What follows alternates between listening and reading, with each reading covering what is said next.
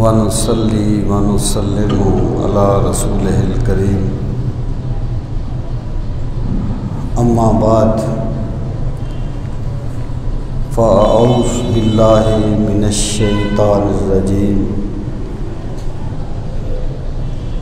بسم الله الرحمن الرحيم ومن أحسن قولا ممن دعا إلى الله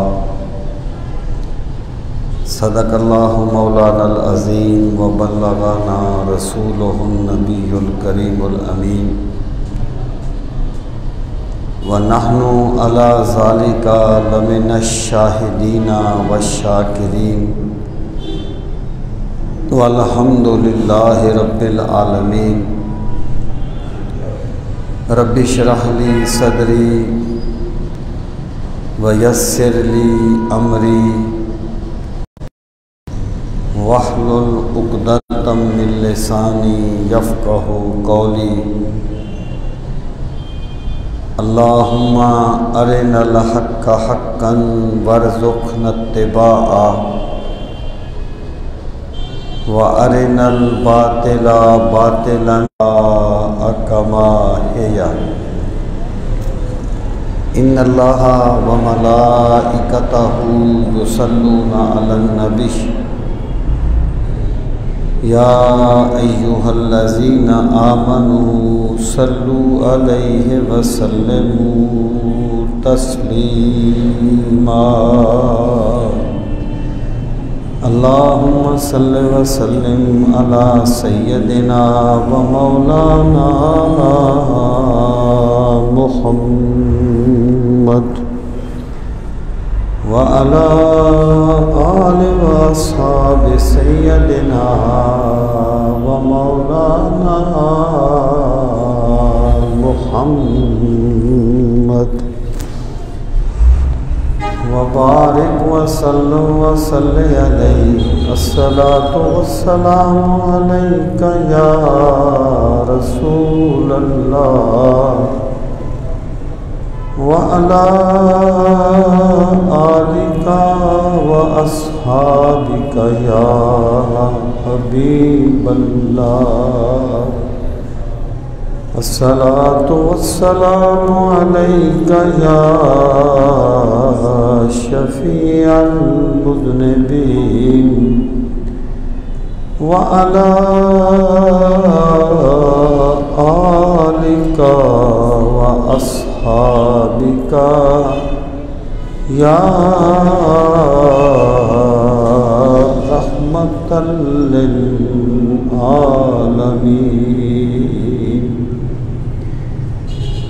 انتہائی عزت و احترام کے لائق قابل صد تکریم معزز و محترم سامعین کرام،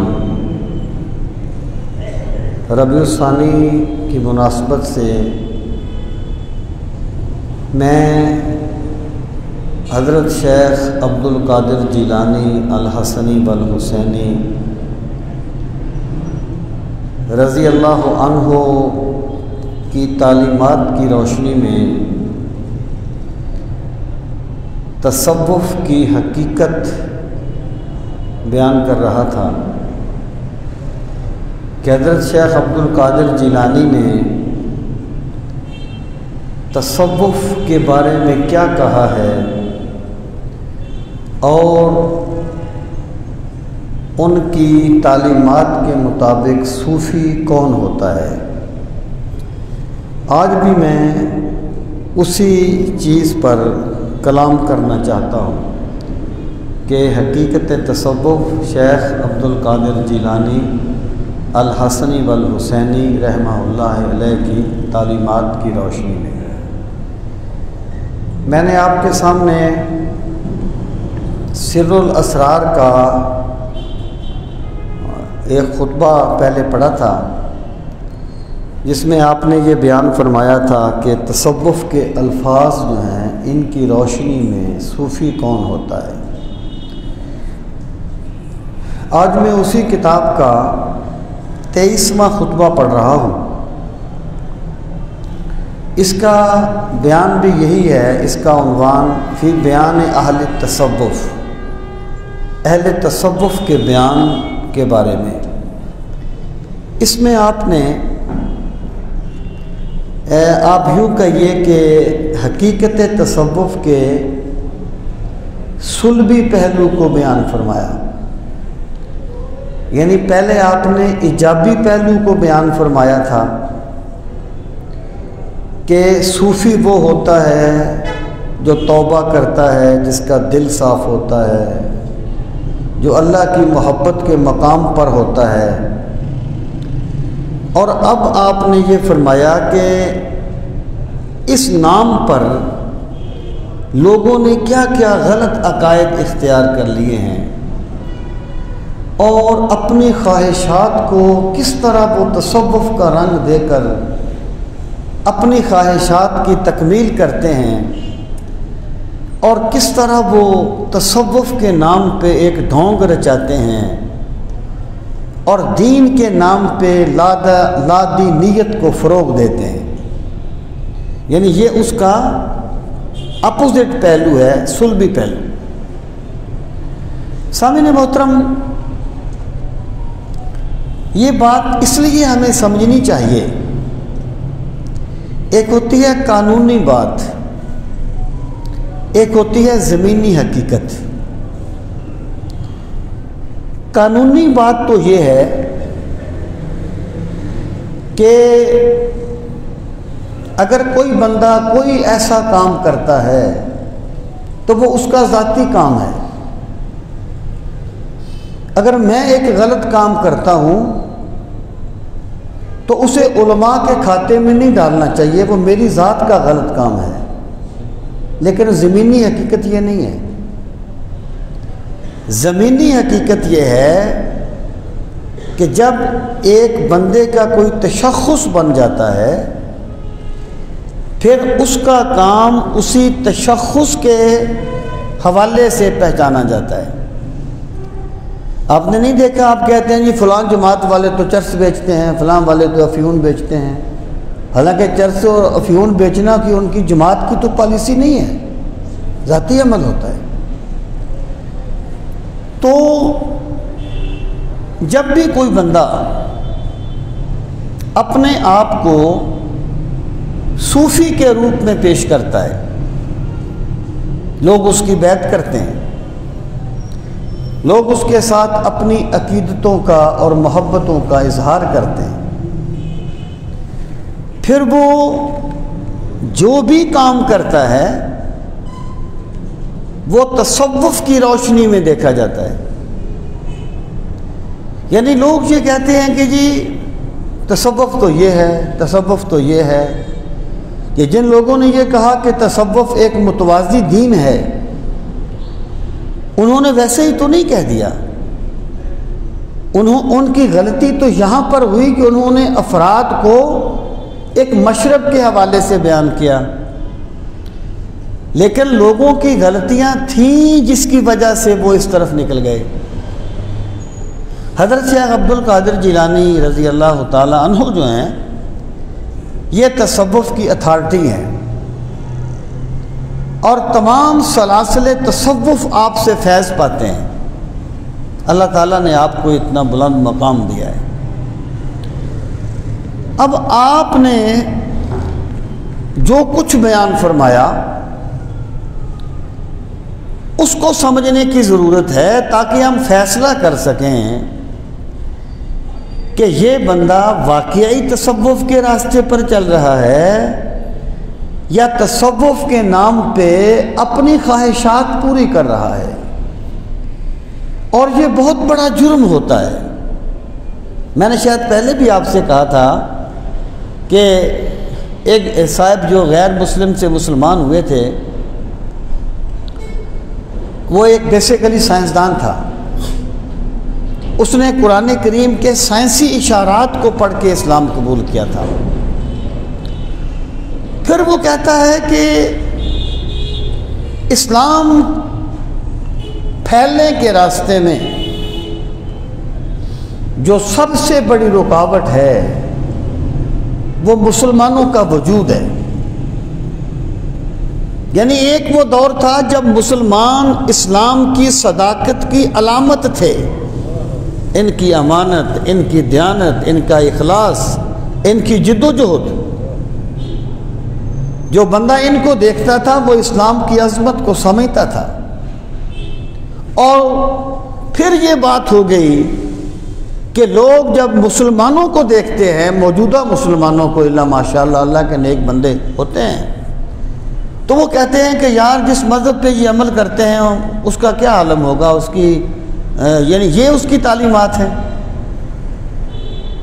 اس لیے انسان کو یہ چاہیے، دیکھیں اگر ایک بندہ نماز پڑھتا ہے نا، نماز پڑھتا ہے اور وہ کوئی غلط کام کرتا ہے تو وہ نمازیوں کے کھاتے میں ڈالا جاتا ہے، انفرادی طور پر نہیں کہا جاتا کہ فلاں بن فلاں نے یہ کیا ہے، یہ زمینی حقیقت ہے۔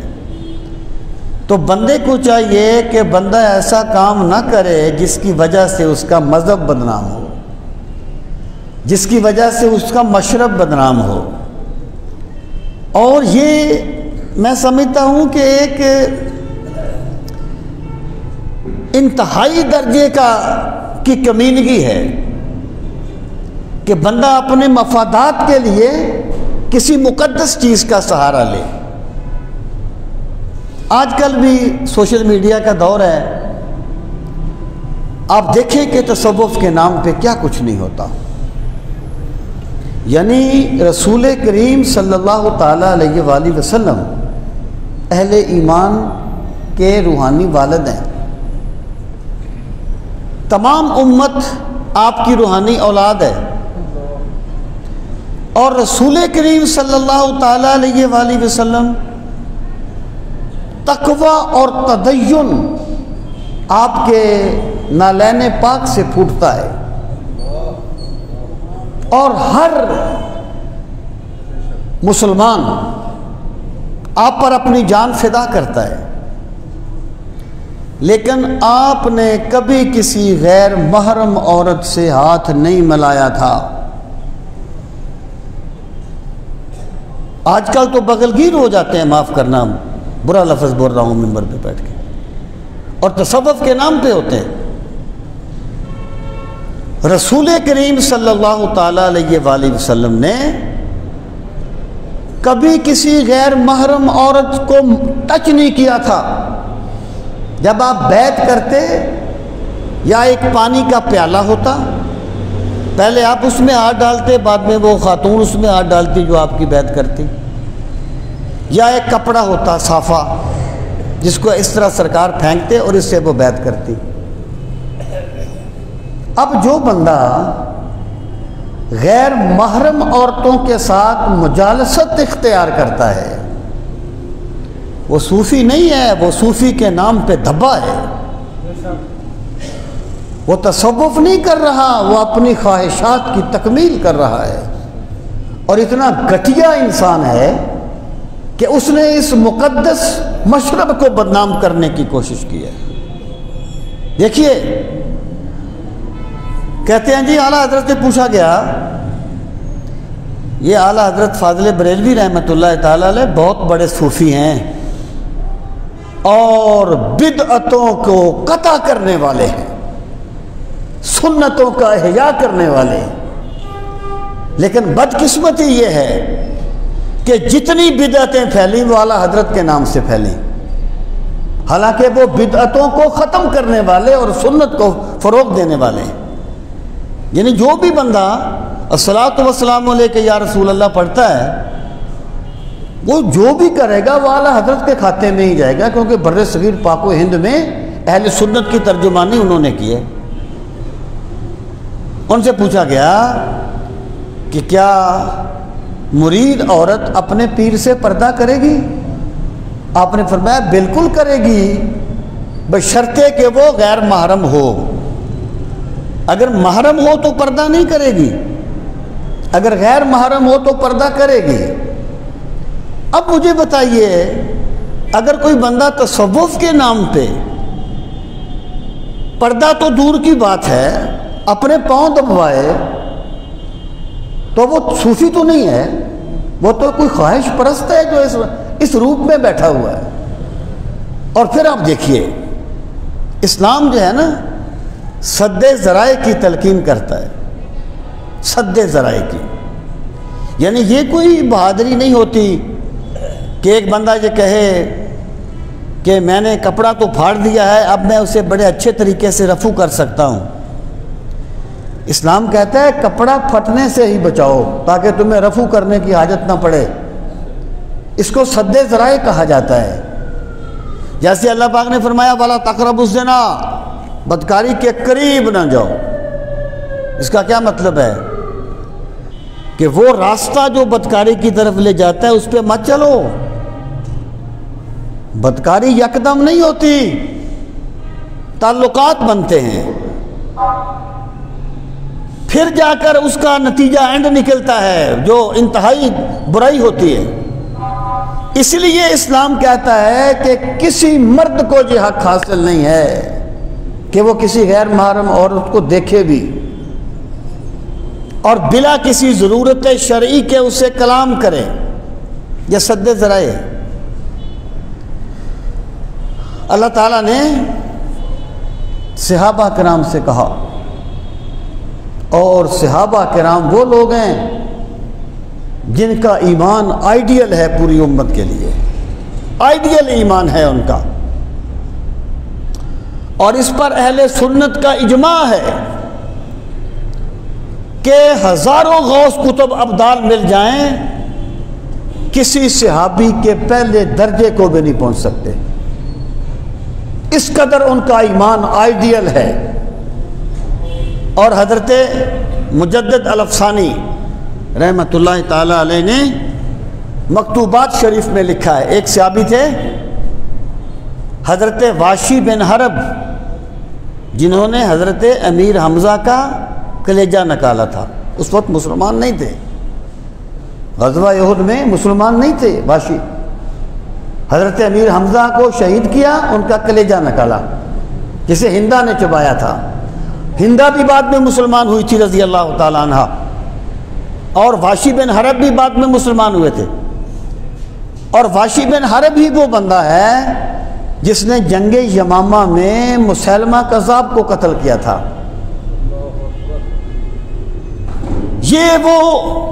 یہ وہ صحابی تھے۔ جب یہ سرکار کی بارگاہ میں آئے تو آپ نے فرمایا کہ میں تمہاری توبہ قبول کرتا ہوں، لیکن تم میرے سامنے نہ آیا کرو، مجھے اپنا چچا یاد آ جاتا ہے۔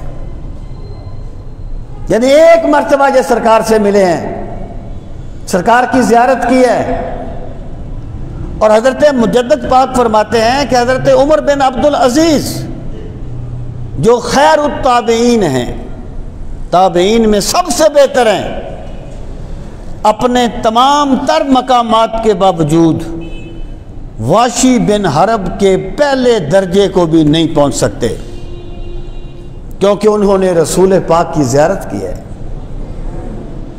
صحابہ کرام سے فرمایا گیا فَإِذَا سَأَلْتُمُوهُنَّ مَتَاعًا فَاسْأَلُوهُنَّ مِنْ وَرَاءِ حِجَابٍ، کہ جب تم ازواج مطہرات سے کوئی بات کرو، ازواج مطہرات مومنوں کی مائیں ہیں،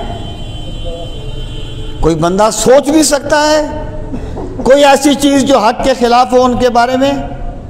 مومنوں کی مائیں ہیں۔ فرمایا اے اصحاب رسول، جب تم ازواج مطہرات سے کوئی بات کرو تو پردے کے پیچھے سے کیا کرو۔ یہ کون ہوتے ہیں جی؟ غیر محرم عورتوں سے کے سامنے بلا حجاب بیٹھنے والے، ان سے مجالست کرنے والے، ان سے ہاتھ ملانے والے۔ یہ تصوف نہیں ہے، خدا کی قسم یہ تصوف نہیں ہے، یہ تصوف کے نام پہ خواہش پرستی ہے، یہ تصوف کے نام پہ مفاد پرستی ہے۔ اے بسا ابلیس، مولا روم نے کہا تھا اے بسا ابلیس آدم روئے ہست، پس بہر دست نباید داد دست۔ بڑے شیطان پھرتے ہیں یہاں پر بڑی اچھی صورت میں، پس ہر کسی کے ہاتھ میں ہاتھ نہ دے دیا کر، جب کسی کے ہاتھ میں ہاتھ دے تو یہ دیکھ یہ سرکار مدینہ کی سنت پہ چل رہا ہے یا نہیں چل رہا، سرکار کے طریقے پہ چل رہا ہے یا نہیں چل رہا۔ تو حضرت شیخ عبد القادر جیلانی رضی اللہ تعالیٰ عنہ ان گمراہ فرقوں کا ذکر کرتے ہیں جو تصوف کے نام پر بنے ہیں۔ اور پھر کیا ہوتا ہے، بندوں کو پتہ نہیں ہوتا ہم کن کی بولی بولتے ہیں، لیکن بولی ان کی بول رہے ہوتے ہیں، لفظ بدل دیتے ہیں، حقیقت وہی ہوتی ہے۔ تو حضرت شیخ عبد القادر جیلانی فرماتے ہیں وَهُمْ اِثْنَا عَشَرَ نَفَرًا، کہ جو فرقے تصوف کے نام پر بنے، ایک تو یہ نا کہ اسلام کے فرقے، خوارج ہے، یہ روافض ہیں جو اسلام کے نام پر بنے، معتزلہ ہے یہ اسلام کے نام پر بنے ہیں، ان کی بات نہیں، جو فرقے تصوف کے نام پر بنے، جنہوں نے اپنے آپ کو صوفی کہا، جنہوں نے لوگوں کو بیعت کیا، جنہوں نے یہ دعویٰ کیا کہ ہم بیعت کرتے ہیں، ہم فیض بانٹتے ہیں، ان کے 12 فرقے ہیں، ان کے 12 فرقے ہیں۔ واحدہم سنیون، ان میں سے ایک سنی ہے، اہل السنت والجماعہ، اہل السنت والجماعہ ایک ہے۔ اور وہ کون لوگ ہیں، اہل سنت کی کیا نشانی ہے؟ شیخ فرماتے ہیں وہم، اور وہ ہیں الذین افعالہم و اقوالہم، وہ لوگ ہیں جن کی باتیں بھی اور جن کے اعمال بھی موافقۃ للشریعہ، شریعت کے مطابق ہیں، وہ طریقہ اور طریقت کے مطابق ہیں، یعنی جو لوگ ظاہری طور پر اور باطنی طور پر سنت کو تھامے ہوئے ہیں، شریعت کو تھامے ہوئے ہیں، وہ لوگ اہل السنت والجماعہ ہیں۔ اور دیکھیے یہ اہل السنت والجماعہ کا کیا مطلب ہے؟ رسول کریم علیہ الصلوۃ والسلام نے فرمایا کہ اے لوگو تم میری پیروی کرو اور میرے خلفائے راشدین کی پیروی کرو، علیکم بسنتی وسنت خلفاء الراشدین المہدیین من بعدی، تم پر لازم ہے میری سنت کو لازم پکڑو اور خلفائے راشدین کی سنت کو لازم پکڑو۔ اور دوسرے مقام پر فرمایا اصحابی کالنجوم، میرے صحابہ ستاروں کی مانند ہیں، بِأَيِّهِمْ مُقْتَدَيْتُمْ مُحْتَدَيْتُمْ، تم جس کی بھی پیروی کرو گے نجات پا جاؤ گے۔ یعنی سرکار نے اپنی پیروی کا بھی حکم دیا اور صحابہ کی پیروی کا بھی حکم دیا۔ حضرت شاہ ولی اللہ بہت بڑا نام ہے، قال اور حال کا امام ہے حضرت شاہ ولی اللہ محدث دہلوی۔ وہ فرماتے ہیں کہ خلفائے راشدین کا زمانہ دور نبوت کا تتمہ ہے، کمپلیمنٹ ہے۔ سرکار نے فرمایا نا مجھے شام کی چابیاں دے دی گئیں، غزوہ احد کے موقع پر جب چٹان آئی تھی اس کو توڑتے ہوئے فرمایا مجھے ایران کی چابیاں دے دی گئیں، یعنی ایران فتح کر دیا گیا میرے لیے، اور ایران فتح ہوا ہے عہد فاروقی میں جا کر۔ لوگ کہتے ہیں کہ جناب یہ تراویح 20 کیسے شروع ہو گئی جماعت کے ساتھ؟ میں کہتا ہوں حضرت عمر نے شروع کروائی تھی نا، صحابہ نے پڑھی تھی، سرکار نے اپنی سنت کی پیروی کا بھی حکم دیا ہے، صحابہ کی سنت کی پیروی کا بھی حکم دیا ہے، کیونکہ صحابہ سرکار کے طریقے کا مظہر تھے۔ اور وقت کے ساتھ ساتھ انہوں نے اس چیز کو ظاہر کیا۔ تو سامعین محترم، میں یہ بات عرض کر رہا تھا، اہل سنت والجماعہ کیا ہیں؟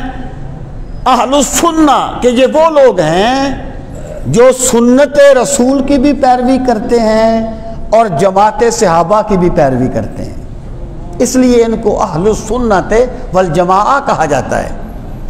صحابہ کی بھی پیروی کرنے والے اور رسول کریم علیہ الصلوۃ والسلام کی بھی پیروی کرنے والے۔ حضرت شیخ فرماتے ہیں کہ وہ صوفیوں کا وہ گروہ جن کا قول بھی شریعت کے مطابق،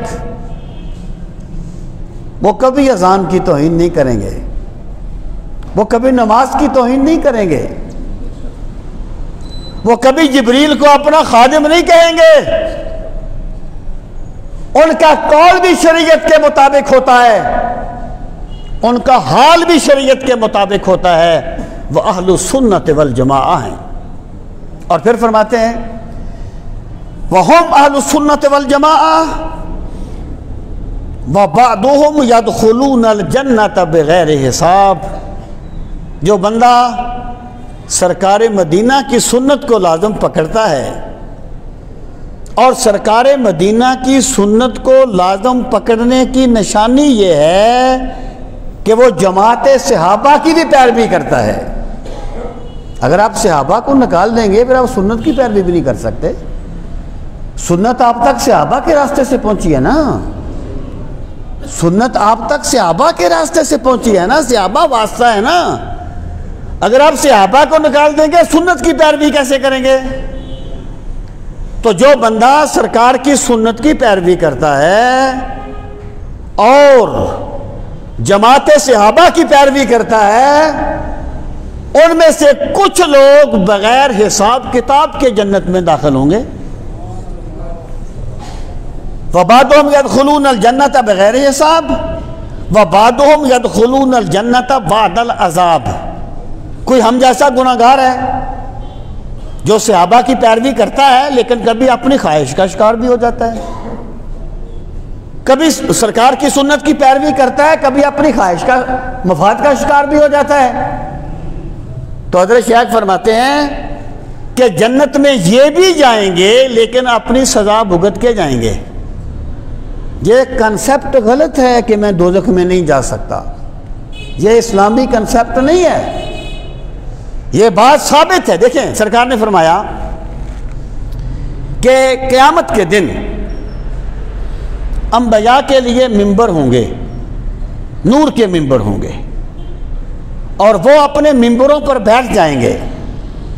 آپ نے فرمایا لیکن میں اس وقت تک اپنے ممبر پہ نہیں بیٹھوں گا جب تک میرا ایک امتی بھی دوزخ میں رہے گا۔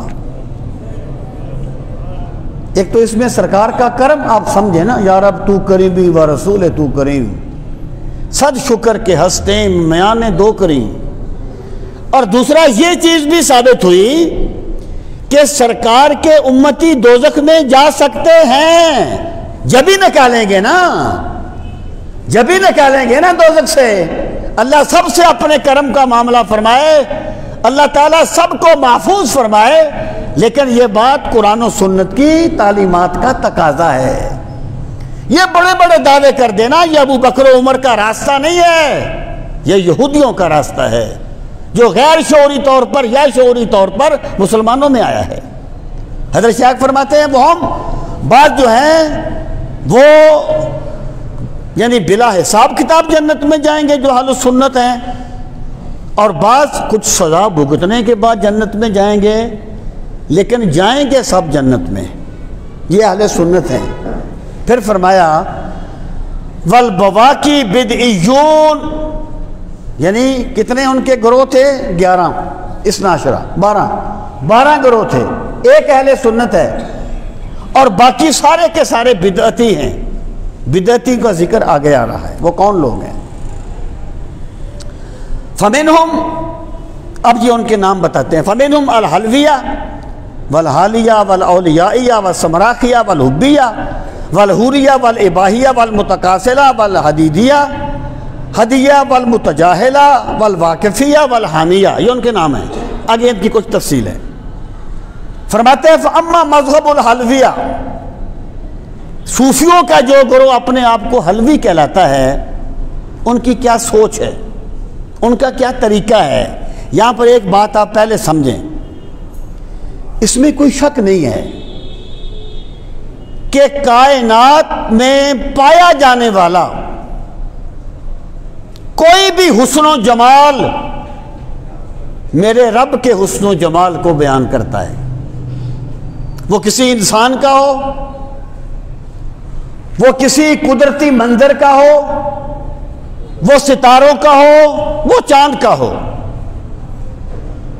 کوئی بھی حسن و جمال جو پایا جاتا ہے وہ میرے رب کے حسن و جمال کا مظہر ہوتا ہے، اور بندہ بھی میرے رب کی شان کا مظہر ہے. لیکن یہاں پر کس طریقے سے فیصلہ کیا جائے گا؟ کیا اس کا یہ مطلب ہے کہ بندہ جس بھی انسان کو دیکھے اس کے ساتھ بوس و کنار شروع کر دے کہ یہ اللہ کی شان کا مظہر ہے؟ نہیں، حد بندی میرے سرکار مدینہ نے فرما دی ہے. خدا را اگر اس چیز بسر دیکھیں، میں مثال دیا کرتا ہوں کہ بعض مذاہب میں سانپ کو مارنا حرام ہے. وہ کہتے ہیں سانپ کو مت مارو، مخلوق ہے. ٹھیک ہے، مخلوق ہے، لیکن ہمیں سرکار مدینہ نے بتا دیا کہ کس مخلوق کا کیا درجہ ہے. یہ بکری بھی مخلوق ہے، گائے بھی مخلوق ہے، لیکن سرکار نے اپنے طریقے سے واضح فرما دیا کہ ان کو ذبح کر کے کھا لینا اللہ نے اس کی اجازت دی ہے. اب اگر کوئی بندہ یہ کہے کہ میں بڑا رحم دے لوں، میں تو بکری کو ذبح نہیں کروں گا، میں بڑا رحم دے لوں، وہ رحم دل نہیں ہے، وہ سرکار کے طریقے سے انحراف کر رہا ہے. اپنے ذوق کو بھی شریعت کے تابع کرنا چاہیے، ورنہ ایمان نہیں ملے گا. اب آپ دیکھیے فاما مذہب الحلویہ، جو حلویہ ہے وہ کیا کہتے ہیں؟ فإنهم یقولون، وہ کہتے ہیں ان النظر الی الوجہ الجمیل، کہ بے شک دیکھنا خوبصورت چہروں کو، من النساء، عورتوں کے، یعنی عورت ہے غیر محرم ہے، یہ تصوف کے نام پہ کہتے ہیں. دیکھیں اگر ایک گناہ کو گناہ سمجھ کے کیا جائے نا، اس کا اتنا نقصان نہیں ہوتا، اس سے گمراہی نہیں پھیلتی. لیکن جب ایک گناہ کو نیکی بنا کے پیش کر دیا جائے پھر بنیادیں ہل جاتی ہیں. ایک دانشور نے کہا تھا کہ اسلام کے مقابلے میں کفر اتنا نقصان دہ نہیں ہوتا جتنا اسلام کے مقابلے میں خود ساختہ اسلام نقصان دہ ہوتا ہے. مثلا ایک بندے کو قتل کرنا غلط ہے جی، حرام ہے، اور سرکار نے فرمایا لو ان اہل السماء واہل الارض اشترکوا فی دم امرئ مومن لاکبہم اللہ فی النار. اگر سارے زمین والے اور سارے آسمان والے اکٹھے ہو کر ایک بے گناہ مومن کو مار دیں، اللہ سب کو دوزخ میں پھینک دے گا. بہت بڑا گناہ ہے انسانی قتل. اب اگر ایک بندہ یہ کہے کہ ان مسلمانوں کو قتل کرنا جائز ہے اور میرے پاس یہ دلیل ہے اور یہی اسلام ہے، جب وہ کفر کو اسلام بنا کے پیش کرے گا نا پھر بنیادیں ہل جائیں گی. ایک گناہ کو گناہ سمجھنا اور بات ہے، اور گناہ کو نیکی بنا کے پیش کرنا تباہی لے آتا ہے. اور عقل عیار ہے، 100 بیس بدل لیتی ہے. عشق بیچارہ نہ ملا ہے نہ زاہد نہ حکیم. جب بندے پہ خواہشات سوار ہوتی ہیں پھر بندہ بڑے بڑے طریقے اپنا لیتا ہے. اب یہ لوگ اپنے آپ کو صوفی کہتے ہیں اور کہتے کیا ہیں؟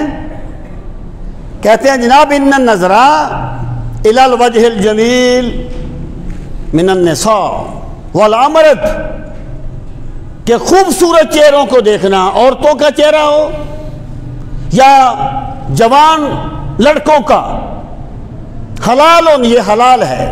یہاں شریعت نے ایک تفریق کی، عورت غیر محرم عورت کا چہرہ دیکھنا مرد کے لیے کسی حال میں جائز نہیں ہے بغیر کسی امر شرعی کے، اور کسی انسان کا چہرہ دیکھنا اس بندے کے اپنے جذبات پہ منحصر ہے۔ اگر وہ یہ سمجھتا ہے کہ خرابی آ رہی ہے تو پھر جائز چیز بھی اس کے لیے ناجائز ہو جاتی ہے۔ یعنی بہت سے ایسے معاملات ہوتے ہیں جن کا فیصلہ بندے کا ضمیر کرتا ہے، اگر ضمیر کا گلا نہ گھونٹ دیا جائے یا اسے دبانے کی کوشش نہ کی جائے۔ اب دیکھیں گھروں میں رشتہ دار آتے ہیں، غیر محرم بھی ہوتے ہیں، اب اسی طریقے سے ہر کسی سے پردہ کرنا جس طرح عام لوگوں سے کیا جاتا ہے، گراؤنڈ ریالٹی یہ ہے کہ مشکل کام ہے، بہت مشکل کام ہے۔ اب اس کا فیصلہ کیسے ہوگا؟ بندے کا ضمیر کرے گا کہ یوں ہی وہ محسوس کرے کہ کوئی خرابی آ رہی ہے تو اس کے لیے دیکھنا ناجائز ہو جائے گا، کیونکہ برائی کی ابتدا ہو گئی ہے۔ یہ فیصلہ بندے کا ضمیر کرتا ہے۔ تو وہ کہتے ہیں کہ یہ جائز ہے۔ کیوں جائز ہے؟ کہتے ہیں وَفِيهِ صِفَةُ الْحَقِّ، کہ خوبصورت چہروں میں اللہ کی تجلی ہوتی ہے۔ دلیل دیکھیں آپ، اللہ کی تجلی تو ہے، اللہ کی تجلی تو پوری کائنات میں ہے، لیکن تم نے کیا دیکھنا ہے کیا نہیں دیکھنا اس کا فیصلہ سرکار مدینہ فرما چکے ہیں، اس کا فیصلہ صحابہ فرما چکے ہیں۔ ساحل کی طرف دیکھ نہ سفینے کی طرف دیکھ، جب چوٹ لگے دل پہ مدینے کی طرف دیکھ۔ جب بھی کوئی بھٹکنا چاہے تو سرکار مدینہ کے طریقے کو دیکھ لے،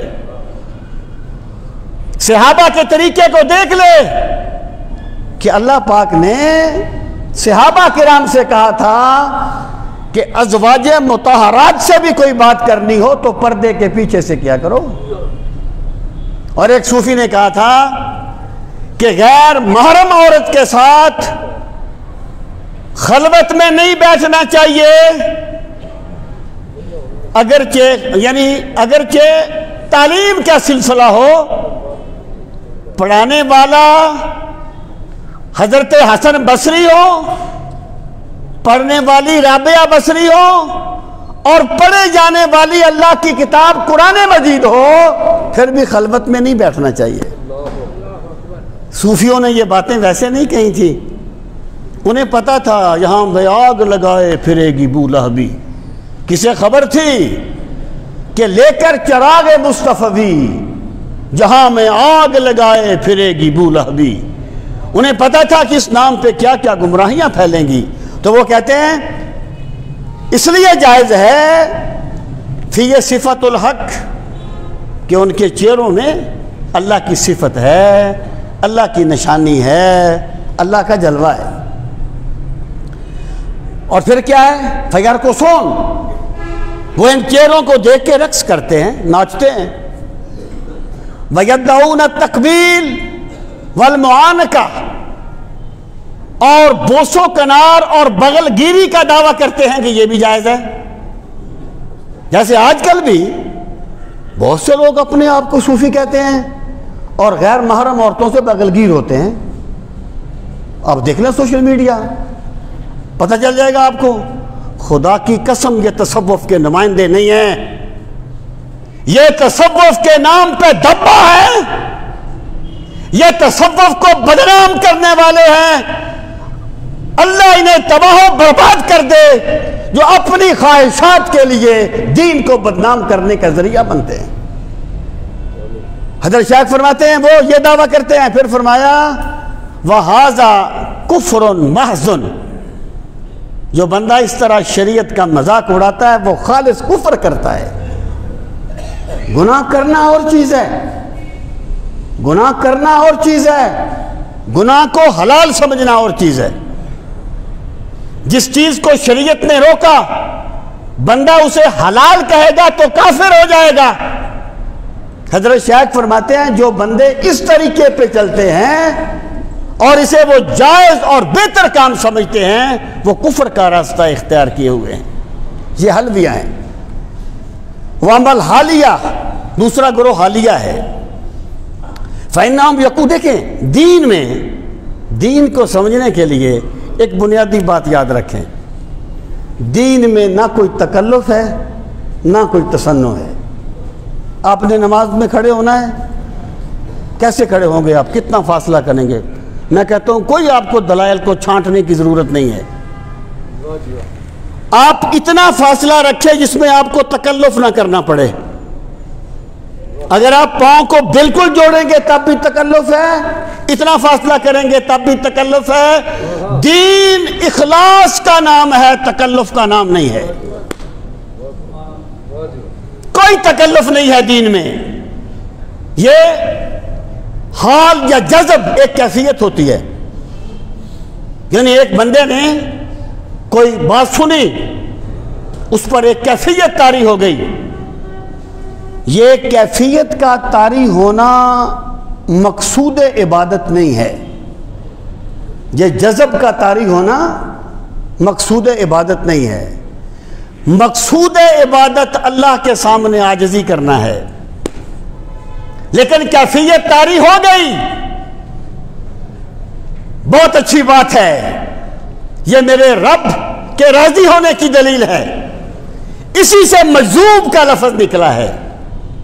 تکلف نہیں کرتے وہ، ہمارے یہاں مجذوب بن کے بیٹھتے ہیں نا، دنیا جہان کے فراڈ کرتے ہیں، اور جب نماز کا وقت آتا ہے تو مجذوب بن جاتے ہیں۔